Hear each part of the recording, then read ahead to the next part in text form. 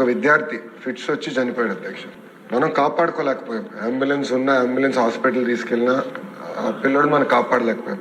కానీ దాని వెనకాల ఏదో ఉందని కావాలని కొన్ని స్టూడెంట్ యూనియన్స్ అక్కడ పాఠాలు జరగకుండా ఇబ్బంది పెడతాం. చాలా చాలా బాధాకరం అధ్యక్ష. ప్రభుత్వం వినేదానికి సిద్ధంగా ఉంది.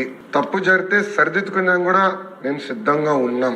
కానీ ఎక్కడైతే ఎలాంటి తప్పు జరగలేదో అక్కడ రాజకీయాలు చేస్తాం కరెక్ట్ కాదని నేను బలంగా నమ్ముతున్నా అధ్యక్ష.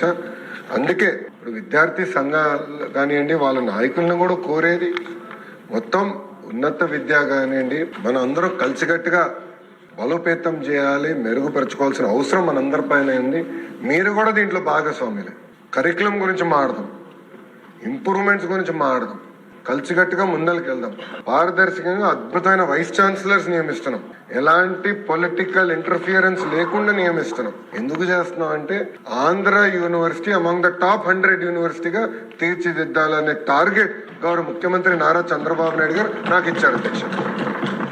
ఇక్కడ ఏమవుతుందంటే కొంతమంది వాళ్ళ స్వార్థం కోసం కావాలని విశ్వవిద్యాలయాల్లో ఇలాంటి కార్యక్రమాలు చేస్తాం. చాలా చాలా బాధాకరం.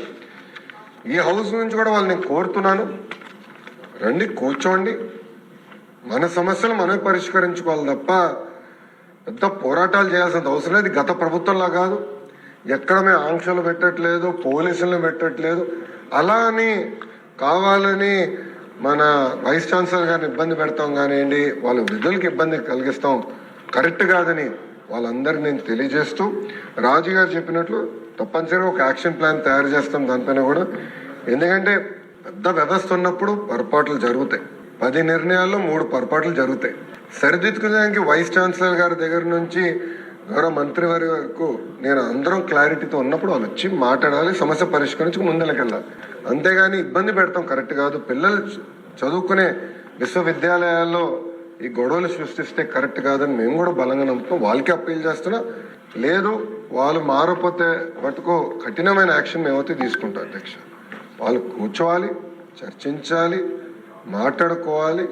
అంతేగాని ఆటంకాలకి ఇబ్బందులు కలిగిస్తాం మటుకు కరెక్ట్ కాదని వాళ్ళు కూడా నేను తెలియజేసుకుంటూ, తప్పనిసరిగా ఎంక్వైరీ కమిటీ మేము ఫామ్ చేస్తాం. రిపోర్ట్ 100 రోజుల్లో వచ్చే విధంగా మేము కృషి చేసి రిపోర్ట్ వచ్చిన తర్వాత యాక్షన్ తీసుకుంటామని గౌరవ సభ్యులకు నేను తెలియజేస్తాను.